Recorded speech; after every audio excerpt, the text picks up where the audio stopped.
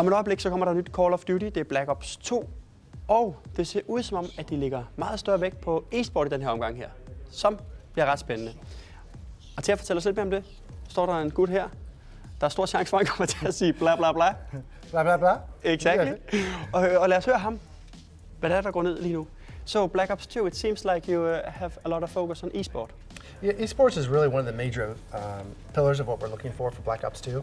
We find that everybody wants to play Call of Duty. Call of Duty is naturally a very competitive game, and by being able to introduce a lot of the new esports initiatives that we're doing, we really think a lot of players are going to love the fact that we're doing league play as an example. League play is really skill-based matchmaking where they can go in with a bunch of your buddies and actually earn a score, place yourself in a league, and then start playing people of similar skill level.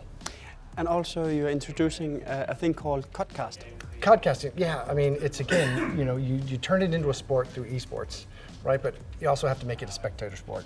So we've added a lot of features that allow players to actually go in and watch a match in what we're calling codcasting mode. That'll actually allow you to pick players that you want to watch.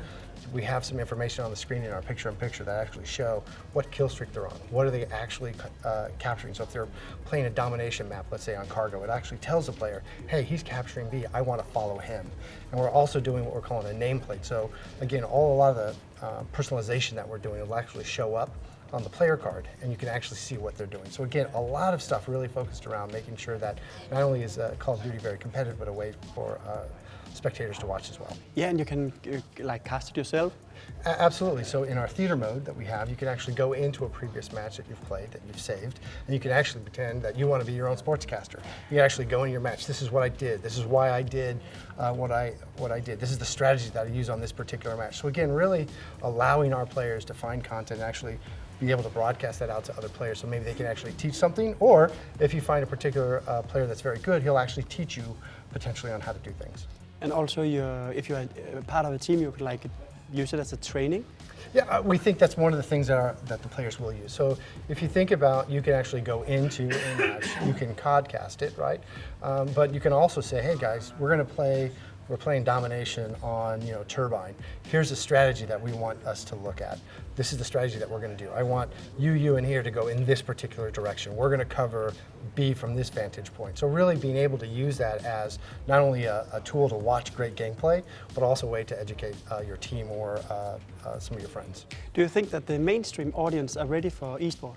I think so. I think when we look at where Call of Duty is going and the amount of players that we have playing the game, that I think a lot of people really, not only, it's very aspirational, right? So I think when you start to look at players that are better than you, it actually teaches you how to get better. So I think most people really want to be as good as they can in Call of Duty, and I think esports is a great way to actually players to find players in the community that are very good that can actually help teach them. So it sort of becomes this self-fulfilling prophecy where you've got a lot of great players that are out there that nobody knows about, and yet I can jump into some of these tools and find out who they are. So I think we're very excited about what we're going to be doing with esports for Call of Duty Black Ops 2. So maybe we'll get players like being big celebrities?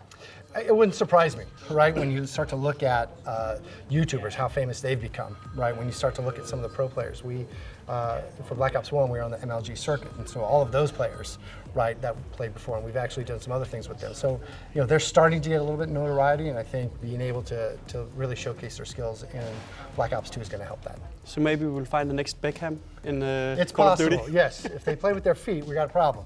But it may get interesting. But yes, I think.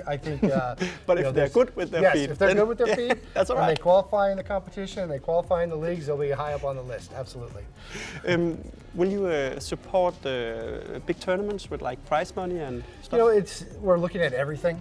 There's not any one thing in particular that we're ruling out. Obviously, we have in the past done things like COD XP. We've actually been on the MLG circuit in the past. So I think we're looking at all of our opportunities to make sure that esports initiative is being supported.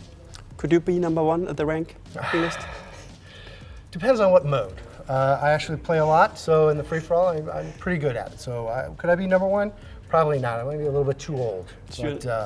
But yes, I will not be number one now. Unfortunately. So you're not the next eSport Beckham? No, sorry. We'll have to find somebody else for that. You look like him. Well, thank you. Well, that's what I was going for. So I may not be able to play, but if I look like him, then we're okay.